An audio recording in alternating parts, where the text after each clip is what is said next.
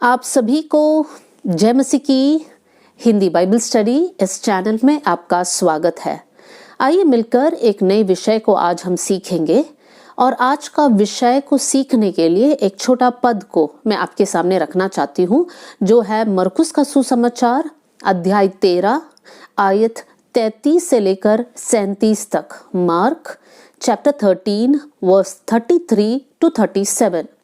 उस पूरे आयत को हम लोग नहीं पढ़ेंगे, लेकिन इन आयतों में से कुछ शब्दों को मैं आपके सामने रखना चाहती हूँ।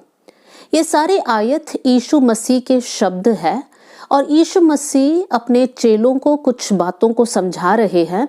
समझाते समझाते यीशु मसीह दो शब्दों को बार बार कहता है। कौन से दो शब्द पर यीशु मसीह ज्यादा ध्यान देता है, आइए हम लोग देखेंगे। मार्क चैप्टर 13 और उसका वर्स 33। यहाँ पर हम देख सकते हैं यीशु कहता है, देखो जागते और प्रार्थना करते रहो। सबसे पहले हम देख सकते हैं यीशु मसीह कहता है जागते रहो। फिर हम देखेंगे वर्स 35, वहां पर भी यीशु मसीह कहता है इसलिए जागते रहो। यीशु मसीह कुछ बातों को समझाता है और उसके बाद दोबारा यीशु कहता है जागते रहो। फिर हम देख सकते हैं वर्स 37, उसके दो अंतिम शब्द इस प्रकार है, जागते रहो। यीशु मसीह इन आयतों में बार बार क्यों कहता है जागते रहो?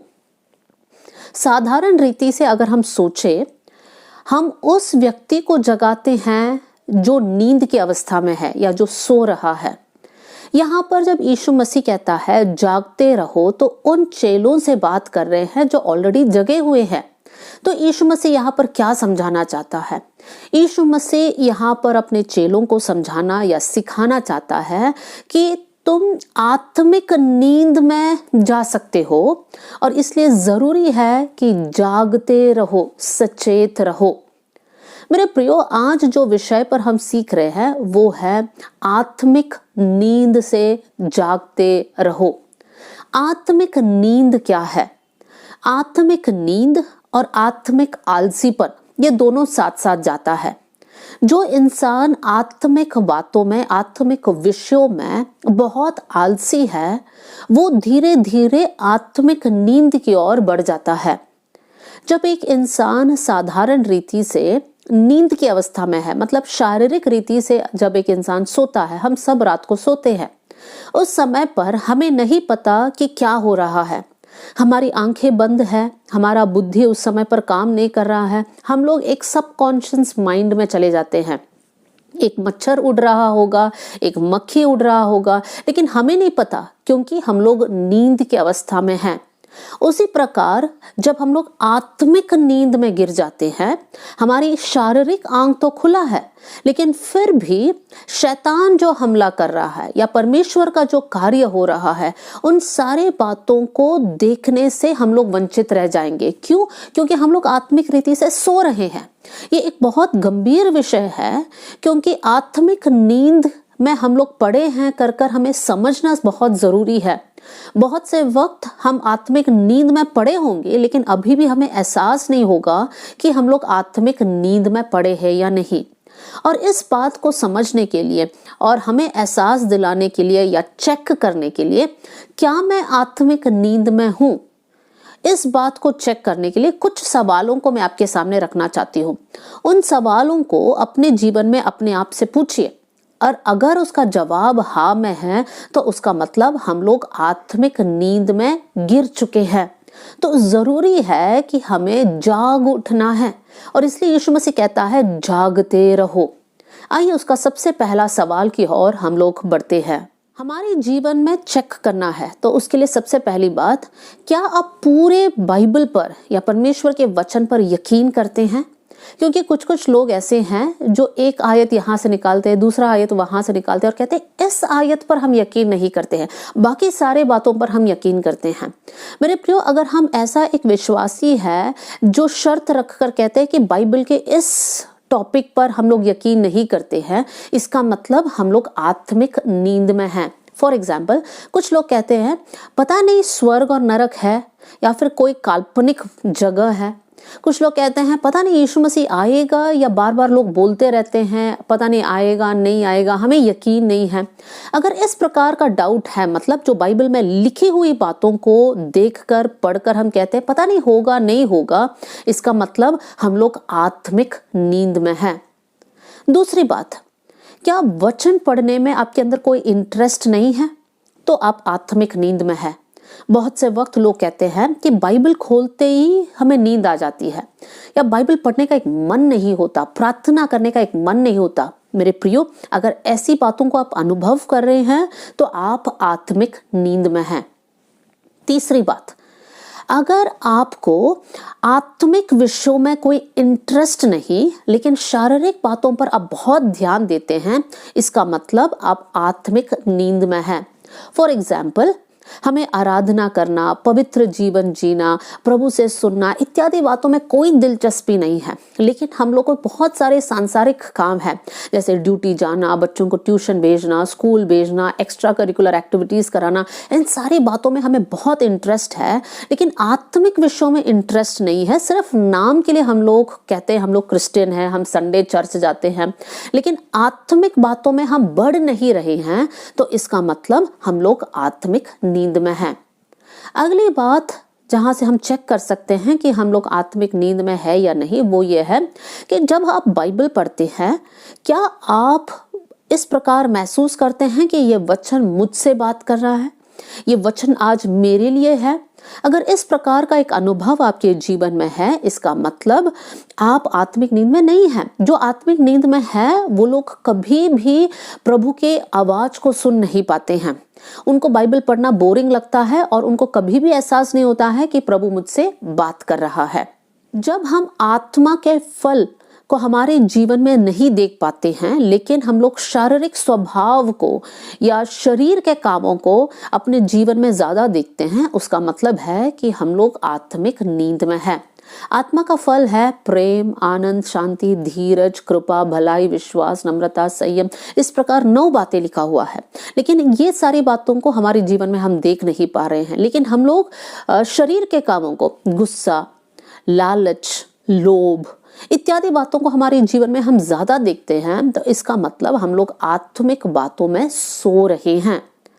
मेरे प्रियो, अगर हमारे जीवन में गाना गाना बस सिर्फ कुछ शब्दों को हमारे मुंह से निकालना है, लेकिन हम लोग दिल से प्रभु के साथ कनेक्ट नहीं कर पा रहे हैं, इसका मतलब हम लोग आत्मिक रीति से सो रहे हैं। तो कुछ बातों को मैंने आपके सामने रखा जिससे हमें पता चलेगा कि हम लोग आत्मिक रीति से सो रहे हैं या आत्मिक रीति से जगे हुए हैं। हमें अपने आप को या अपने जीवन को चेक करना है। हमें दूसरों के जीवन को चेक नहीं करना, अपने जीवन को चेक करना है। और आज इस वीडियो के जरिए मैं आपके सामने 4 लोगों का एग्जाम्पल को रखना चाहती हूँ जो गलत समय पर गलत जगह पर सोए। क्यों वो लोग सोए और उसके कारण उनके जीवन में क्या हुआ, इन बातों पर आज हम लोग सीखने जा रहे हैं। सबसे पहला एग्जाम्पल है योना।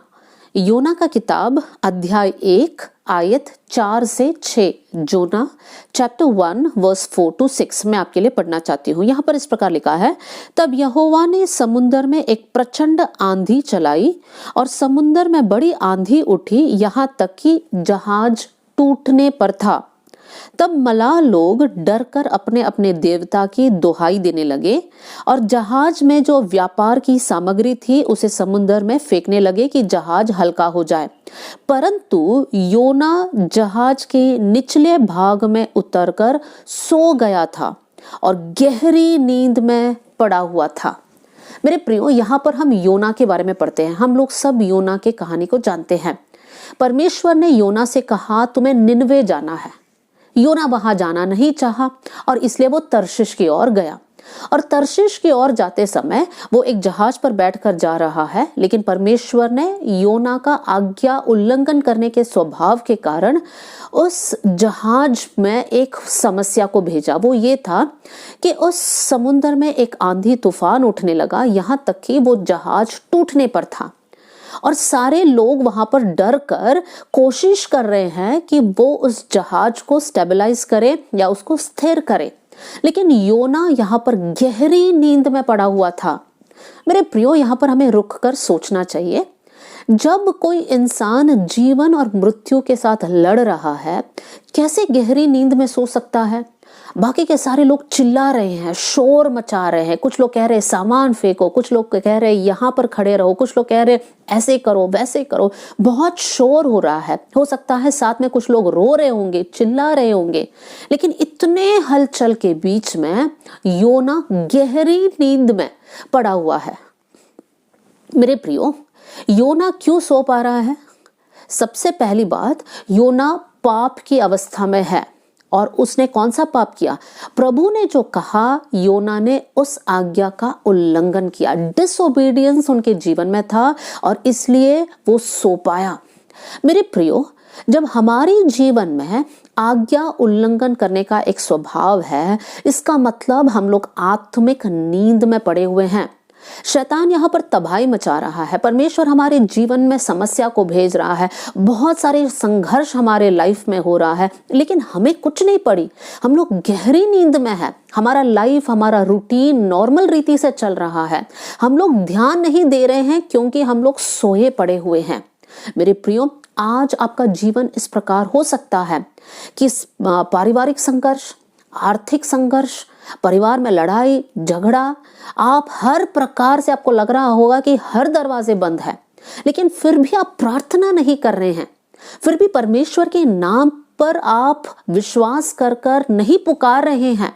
मेरे प्रियो, कितनी दूर दशा में है वो व्यक्ति जो समस्या में पड़ने के बाद भी प्रभु का नाम को नहीं ले रहा है। योना समान अगर आज हमारे जीवन में आज्ञा उल्लंघन करने का एक स्वभाव है, तो हम मन फिराए, हम लोग जाग जाए, हम समझ पाए कि मैं प्रभु के राह पे नहीं बढ़ रहा हूं या नहीं बढ़ रही हूं, मुझे बदलना है, मुझे जागना है। मेरे प्रियो, योना के कारण बाकी के लोग भी समस्या में पड़ गए। योना के कारण बहुत सारे लोग अपने जान को गंवाने जा रहे हैं, वो जहाज टूटने पर है। मेरे प्रियो, मेरा और आपका आज्ञा उल्लंघन के स्वभाव के कारण हमारा परिवार आज टूटने पर है। हमारे बहुत सारे रिश्तेदार आज दुख में है। हो सकता है वो नशे का समस्या होगा, हो सकता है कोई और समस्या होगा। आप पहचानिए कि आप प्रभु के राह में नहीं चल रहे हैं, और पहचानने के बाद आप परमेश्वर के नाम को पुकारिए, प्रभु से कहिए, प्रभु मैं आत्मिक रीति से सोया पड़ा था, आप मुझे जगाना प्रभु, आप मेरी मदद करना, ताकि इस स्वभाव से मैं मन फिराकर आपके रास्ते में चलूं। तो मेरे प्रियो, आज्ञा उल्लंघन करने का मतलब यह है हम लोग आत्मिक रीति से सो रहे हैं, जिसके कारण हमारे जीवन, हमारे परिवार में बहुत सारे समस्या को परिस्थिति लेकर आता है, परमेश्वर भेजता है, या फिर एक शैतानी हमला को भी हम महसूस करते हैं। आइए हम लोग दूसरा उदाहरण की ओर जाते हैं। दूसरा उदाहरण है शिमशोन का। हम लोग न्यायों की किताब अध्याय 16 आयत 19 को पढ़ेंगे। जजेस चैप्टर 16 वर्स 19। यहाँ पर इस प्रकार लिखा हुआ है, तब उसने उसको अपने घुटनों पर सुला रखा और एक मनुष्य बुलवाकर उसके सिर की 7 लटें मुंडवा डाली, और वह उसको दबाने लगी और वो निर्बल हो गया। यहाँ पर कौन सोया? यहाँ पर हम शिमशोन के बारे में पढ़ रहे हैं। शिमशोन यहाँ पर दलीला से मिलने गया, एक गलत रिश्ते की ओर वो बढ़ा, और उस रिश्ते में एक्चुअली दलीला शिमशोन को फंसाना चाहती है। और दलीला पूछती है, बार बार सवाल करती है, शिमशोन तुम्हारा ताकत का रहस्य क्या है? और आखिरी में शिमशोन कह देता है कि उसके बाल के कारण उसके शरीर में ताकत है, और दलीला उस बाल को काटना चाहती है, और इसलिए दलीला शिमशोन को अपने गोद में सुलाती है। और शिमशोन क्या करता है? शिमशोन उसके गोद में सो जाता है, और दलीला शिमशोन के बालों को काट डालती है। और वहां पर हम देख सकते हैं, शिमशोन जब उठने के बाद एहसास होता है कि अब मेरे पास वो ताकत नहीं रहा। मेरे प्रियो, शिमशोन गलत जगह पे है, और गलत जगह पे वो सो रहा है, और उसके कारण उसका अभिषेक को वो खो बैठा। मेरे प्रिय भाई बहनों, शिमशोन कौन से पाप में फंसा हुआ है? जब हम शिमशोन के जीवन को देखते हैं, पढ़ते हैं, शिमशोन व्यभिचार में फंस चुका है। शिमशोन को पता है उसको नहीं करना, लेकिन फिर भी वो दलीला के गोद में जाके सोता है, अपना रहस्य को बताता है। मेरे प्रिय भाई बहनों, हम लोग आत्मिक नींद में तब फंस जाते हैं, हम लोग जागते नहीं हैं और हमें एहसास तक नहीं होता जब हम लोग व्यभिचार के पाप में फंस चुके हैं। बहुत से वक्त व्यभिचार करने के बाद लोग खुश है कि किसी और को पता नहीं चला, इस बार मैं बच गया। मेरे प्रियो, परमेश्वर की आंखें निरंतर हम पर है। किसी को पता चले या ना चले, लेकिन प्रभु को तो सब कुछ पता चल रहा है। और जब हम लोग प्रभु के खिलाफ पाप कर रहे हैं, अपने स्वयं के शरीर के खिलाफ पाप कर रहे हैं, तब हम लोग आत्मिक नींद में है। और आत्मिक नींद में यहाँ पर शैतान हम पर हमला कर रहा है। शैतान जो है दलीला के द्वारा शिमशोन पर हमला किया। मेरे प्रियो, हमारे जीवन में भी शैतान हमला करता है जब हम व्यभिचार के पाप में फंस जाते हैं। वचन में हम इस प्रकार पढ़ते हैं कि जब हम लोग आंख के द्वारा किसी को बुरी नजर से देखते हैं, हमारे मन में हमने व्यभिचार कर बैठा। मेरे प्रिय भाई बहनों, हमारे जीवन को जांचना है। आज इस संसार में व्यभिचार बहुत कॉमन हो गया है। जितने फिल्म्स है, जितने मूवीज है, सब में ये एक आम बात के समान दिखाया जाता है। और इसलिए लोगों को एहसास तक नहीं है कि व्यभिचार करना एक पाप है।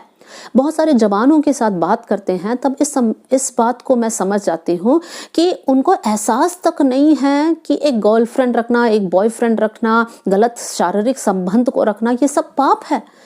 ये एक नॉर्मल ट्रेंड चल रहा है। लेकिन मेरे प्रियो, हम लोग प्रभु के बच्चे हैं। हमको समझना है व्यभिचार पाप है और हमें नहीं करना चाहिए।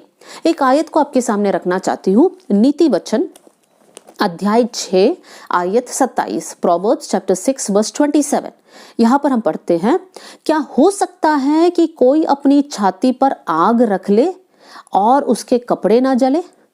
क्या हो सकता है कि कोई अंगारे पर चले और उसके पाँव ना झुलसे? यहाँ पर इंसान के बारे में लिखा है कि क्या हो सकता है कि वो आग लेकर अपने सीने पर, अपने छाती पर रखे और वो जल ना जाए? ऐसा हो सकता है? नहीं हो सकता। अगर उसने आग को अपने हाथ में लिया तो इसका मतलब उसका शरीर में उस आग के कारण वो जल जाता है, बर्न्स को अनुभव करता है। मेरे प्रिय भाई बहनों, वचन यहाँ पर व्यभिचार के बारे में सिखाता है। क्या हो सकता है व्यभिचार करने के बाद आप ऐसे ही चल सकते हैं? नहीं, उसका सजा हमें हमारे शरीर पर भुगतना पड़ेगा। वचन में लिखा है, जो व्यभिचार करता है वो अपने शरीर के खिलाफ पाप करता है। मेरे प्रियो, आज जब हम व्यभिचार कर रहे हैं उसका इफेक्ट हम देख नहीं पा रहे होंगे, लेकिन समय जब बीतते जाता है हमें पता चल जाता है। हम लोग आत्मिक नींद में पड़े थे, शैतान ने आके बीज बो लिया, अब वो एक जहरीला पौधा बनकर उग गया है। अब मेरा जीवन नाश की ओर बढ़ रहा है। इतना ही नहीं, शिमशोन ने अपना अभिषेक को खोया। मेरे प्रियो, आप वर्शिप लीडर होंगे, आप कॉयर में गाते होंगे, आप सेवा करते होंगे, भविष्यवाणी करते होंगे, दुष्ट आत्मा को निकालते होंगे, सब कुछ अच्छी बात है, प्रभु की सेवा करना है। लेकिन व्यभिचार को अपने जीवन में घुसने नहीं देना। शैतान बहुत अलग अलग तरीका और टेम्पटेशंस और प्रलोभन को लेकर आकर प्रभु के बच्चों को गिराना चाहता है। आज हम लोग हमारे मन में एक डिसीजन ले कि प्रभु, इस पाप से मैं बचे रहूं। आप मुझे मदद करना कि हर व्यभिचार के प्रलोभन के ऊपर मैं जय पाऊं, मैं गलत बातों को ना देखूं, ना करूं। परमेश्वर, आप ऐसा अनुग्रह करना कि मेरे अपना शरीर, मन और आत्मा को आपके सामने मैं पवित्र रख सकूं। मेरे प्रियो, शिमशोन गलत जगह पे सोया और अपना अभिषेक को खो बैठा। आज मैं आप लोगों से कहना चाहती हूँ, अगर आप प्रभु यीशु मसीह पर विश्वास करते हैं, परमेश्वर के वचन के अनुसार आप चलते हैं, प्रभु का एक अभिषेक आपके ऊपर है। उस अभिषेक को तुच्छ नहीं समझना, उस अभिषेक को बहुत बहुमूल्य समझकर उसको संभाल कर रखना। पाप के कारण आप अपना अभिषेक को खोना नहीं। तो मेरे प्रिय भाई बहनों, आज हम लोग ये डिसीजन ले, प्रभु, हमारा ये शरीर आपका मंदिर है और ये शरीर आपके लिए हम पवित्र रखना चाहते हैं। हमारे मन के द्वारा हम व्यभिचार नहीं करेंगे, हमारे आंखों के द्वारा हम व्यभिचार नहीं करेंगे और ना हम कोई शारीरिक रीति से गलत काम को करेंगे। मेरे प्रियो, आज जरूरी है कि कलीसिया खड़े होकर इस बात के लिए एक निर्णय ले कि प्रभु, हमारे जीवन को हम पवित्र रखेंगे। जब हम लोग पवित्र रहेंगे तब हमारे बच्चे भी पवित्रताई के राह में चलेंगे और हम दूसरों को भी सिखा सकते हैं। आज दुख की बात है, बहुत सारे लोग इस पाप में फंस चुके हैं, लेकिन हम जो प्रभु के बच्चे हैं ये निर्णय लेंगे कि प्रभु हम इस पाप में नहीं गिरेंगे, आपका अनुग्रह हम पर उंडेल दीजिए।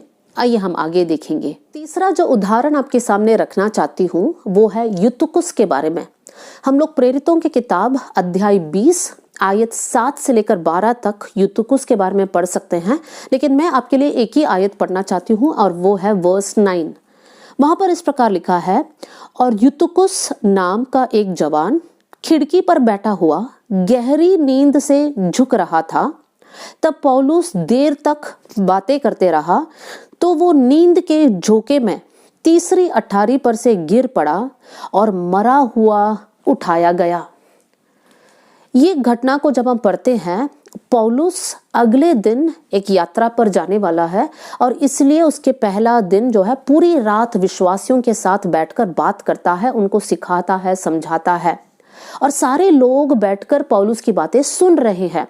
लेकिन यूतुकुस नाम का एक जवान सुनते सुनते सो गया और नींद के कारण तीसरे मंजिल से गिरकर मर गया।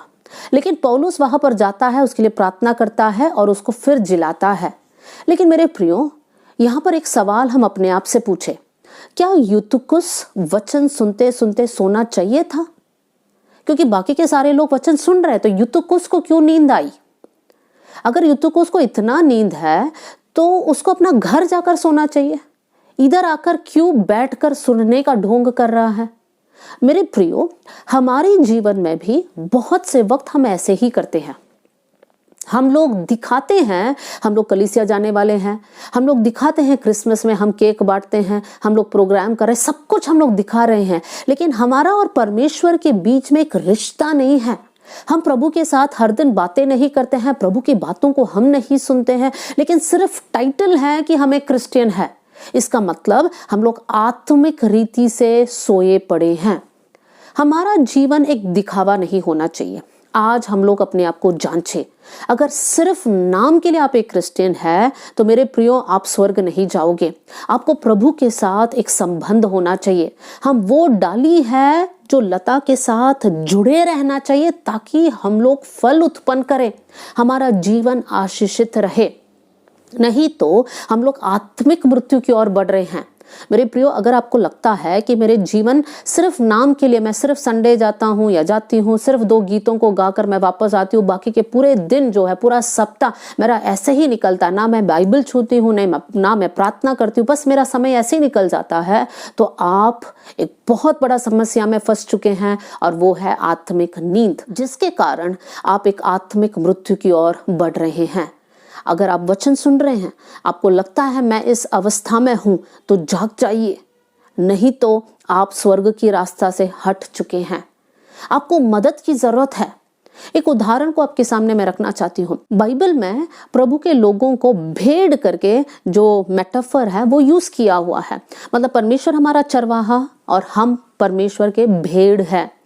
भेड़ के बारे में जब हम पढ़ते हैं, भेड़ के बारे में हम ये देख सकते हैं, कभी कभी जब भेड़ का वेट ज़्यादा होता है या उसके शरीर पर जो वूल है जो ज़्यादा बढ़ जाता है तो वो गिर सकता है और गिरने के बाद वो अपने पीठ में लेट जाता है, मतलब उसके पैर ऊपर हो जाता है। और जब वो ऐसे अवस्था में पड़ जाता है तो भेड़ अपने आप खड़ा नहीं हो सकता, उसको किसी की मदद चाहिए, चरवाहा आकर उसको सीधा करना चाहिए। और अगर चरवाहा आकर नहीं किया तो उसी अवस्था में पड़े पड़े वो मर जाता है। मेरे प्रियो, अगर हम ऐसी अवस्था में है, आत्मिक नींद में है, तो आपको मदद की जरूरत है। आप जाइए, आपके स्थानीय पास्टर से, उनके वाइफ से बात कीजिए, अपने प्रॉब्लम्स को शेयर कीजिए और उनसे कहिए मुझे मदद की जरूरत है, आप मेरी हेल्प करना। वो लोग आपके लिए दुआ करेंगे, आपको सलाह देंगे, आपको काउंसिल करेंगे और आपको सही मार्ग बताएंगे। उस समय पर उस काउंसिल को एक्सेप्ट कीजिए और अपने आप को सुधारिए। अगर आप मदद नहीं मांगोगे मेरे प्रियो, आप उस अवस्था में एक आत्मिक मृत्यु की ओर बढ़ रहे हैं। यूतुकुस के जीवन से हम सीख सकते हैं कि हमारे जीवन में ढोंग का एक स्वभाव नहीं होना चाहिए। दिखाते कुछ और है कुछ और। इसका मतलब हम आत्मिक नींद में हैं। आइए हम लोग आगे बढ़ते हैं। चौथा उदाहरण मैं पतरस के बारे में आपको बताना चाहती हूँ। हम लोग पढ़ सकते हैं मत्ती के सुसमाचार अध्याय 26 आयत 36 से लेकर 40 तक। Matthew chapter 26 verse 36 to 40। और उसमें से एक आयत को मैं आपके सामने रखना चाहती हूँ और वो है वर्स 40। यहाँ पर हम पढ़ते हैं, फिर उसने चेलों के पास आकर उन्हें सोते पाया और पतरस से कहा, क्या तुम मेरे साथ एक घड़ी भी ना जाग सके? यहाँ पर यीशु मसीह अपने चेलों को कहता है कि मैं प्रार्थना करने जा रहा हूँ, तुम भी मेरे साथ प्रार्थना करो। और यीशु मसीह के अवस्था के बारे में वहां पर लिखा है, हम देख सकते हैं वर्स 37 में यहाँ पर लिखा है कि यीशु मसीह के बारे में लिखा है कि यीशु उदास था, व्याकुल था और यीशु मसीह बहुत दुखी था। पिता से प्रार्थना कर रहे हैं कि प्रभु अगर तेरी इच्छा है तो ये कटोरा मुझसे हटा दीजिए। इस प्रकार बहुत व्याकुल अवस्था में यीशु प्रार्थना कर रहे हैं। लेकिन यीशु ने अपने चेलों से जब कहा तुम प्रार्थना करो, दुख की बात है कि चेले वहां पर सो रहे हैं। और यीशु मसीह उठकर आता है और पतरस से पूछता है, क्या तुम एक घड़ी भी मेरे साथ जागकर प्रार्थना नहीं कर सके? मेरे प्रियो, एक सवाल यहाँ पर है, पतरस क्यों सो रहा था? हम इसका मतलब इस प्रकार समझ सकते हैं, पतरस इसलिए सो रहा था क्योंकि पतरस को एहसास नहीं है कि यीशु मसीह कौन से दुख से होकर जाने वाला है, और इसलिए पतरस यहाँ पर आराम से सो रहा है। मेरे प्रिय भाई बहनों, जब हमें एहसास नहीं है कि कलीसिया कौन कौन से दुखों के सामना कर रहे हैं, इसका मतलब हम लोग आत्मिक नींद में पड़े हुए हैं। आज बहुत सारी जगह पे सताव है, प्रभु के बच्चे दुख और निंदा और क्लेश को उठा रहे हैं। क्या हम लोग उठकर रात की नींद को कुर्बान कर कर या दिन में कुछ समय निकाल कर क्या हम उनके लिए प्रार्थना कर रहे हैं? क्या हम प्रभु के सामने कलीसिया के लिए रो रहे हैं? आज अपने आप से पूछिए, अगर आप नहीं कर रहे हैं, मेरे प्रियो, दुख के साथ मैं बताना चाहती हूं, आप आत्मिक नींद में पड़े हुए हैं।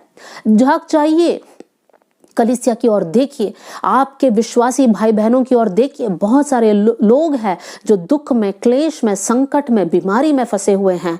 मेरी और आपकी जिम्मेदारी है कि हम उनके लिए प्रार्थना करें। मेरे प्रियो, हम पतरस के समान सोने वाले ना रहे, लेकिन हम लोग जाग कर संसार के लिए, दुनिया के लिए, नाश होने वाले लोगों के लिए हम लोग प्रार्थना करने वाले लोग बन जाएं। मेरे प्रियो, जब हम लोग सोते हैं तब क्या होता है?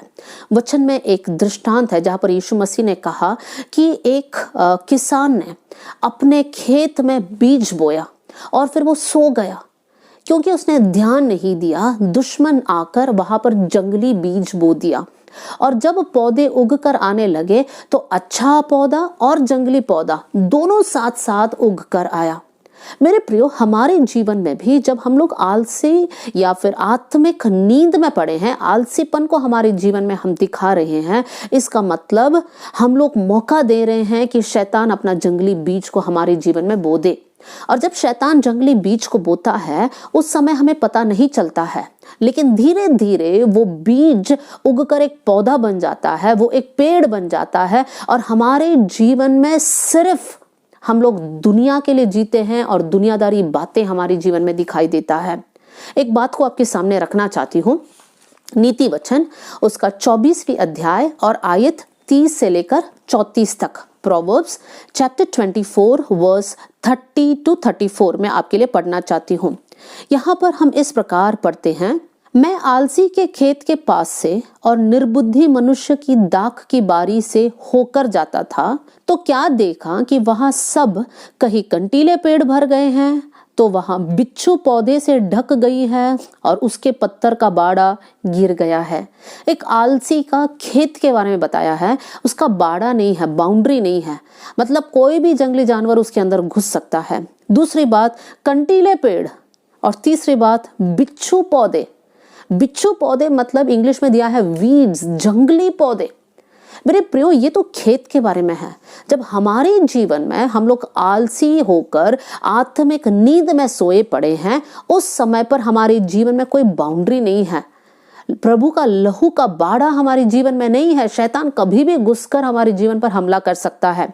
दूसरी बात, कंटीले पेड़, जंगली पेड़, बिच्छू पौधे, मतलब हमारे मुंह से निकलने वाले शब्द गलत, हमारे जीवन ऐसा है कि दूसरे देखकर डर कर भाग जाते हैं क्योंकि हमारे जीवन से दूसरे आशीषित नहीं हो रहे हैं। जंगली बातें हमारे मुंह से निकल रहा है, हमारे शरीर से दिख रहा है, हमारे स्वभाव से, हमारा चरित्र से दिख रहा है। मेरे प्रिय भाई बहनों, अपने आप को जांचिए। आपने जो समर्पण लिया था, जब आप प्रभु को अंगीकार किए, जब आपने उद्धार पाया, उस समर्पण को याद कीजिए। क्या उस समर्पण में आप खरे उतरे हैं या फिर आप पीछे हट गए हैं? आज का वचन आपको और हिम्मत देने पाए कि मैं बदलूं और प्रभु के राह में बढ़ता जाऊं। बहुत से वक्त हम लोग पीछे नहीं हटते हैं, लेकिन हम लोग आगे भी तो नहीं बढ़ते हैं, उसी जगह पे हम लोग स्टैग्नेंट है। लेकिन आज हमें प्रार्थना करना है, प्रभु हमें एक ही जगह पे नहीं रहना है और ना पीछे हटना है, हमें आत्मिक विषयों में आगे बढ़ते जाना है। प्रभु आपके साथ एक घनिष्ठ रिश्ते में बनना है। प्रभु आपकी बातों को सुनना है, समझना है, आत्मिक विषयों को समझना है। हमारी आत्मिक बुद्धि को खोल, हमारी आत्मिक आंखों को खोल, ताकि हम आपके कार्यों को देख पाए, हम शैतानी हमला को समझ पाए, हम लोग शैतान के खिलाफ लड़ने वाले बन जाए। इस प्रकार की प्रार्थना हमारे जीवन से उठने पाए। आइए हम लोग प्रार्थना करें। मैं एक छोटी सी प्रेयर आपके लिए करना चाहती हूँ। स्वर्गीय पिता, आज का वचन के लिए मैं धन्यवाद करती हूँ। जितने भाई बहन आज ये वचन सुन रहे हैं प्रभु, अगर वो लोग एक आत्मिक नींद में है, मैं प्रार्थना करती हूँ कि आज का ये वचन उनको जगाने पाए। प्रभु जी, उनके जीवन में एक बदलाव आने पाए। परमेश्वर, वो लोग एक नया समर्पण लेने पाए, वो लोग जाग जाए कर मैं प्रार्थना करती हूँ। परमेश्वर पिता, अपने आत्मिक जीवन पर ध्यान देकर आत्मिक बातों में आगे बढ़ने के लिए आप हरेक को हेल्प करना कर मैं प्रार्थना करती हूँ। ये वचन का बीज प्रभु लोगों के हृदय में जो गिरा है, वो परमेश्वर 30 गुना, 60 गुना, 100 गुना फल उत्पन्न लेकर आने पाए। आपने हमारी प्रार्थना सुन लिया, इसलिए धन्यवाद, आदर और महिमा आपको देते हुए यीशु के नाम से हम मांगते हैं, amen. God bless you all. जय मसीह की।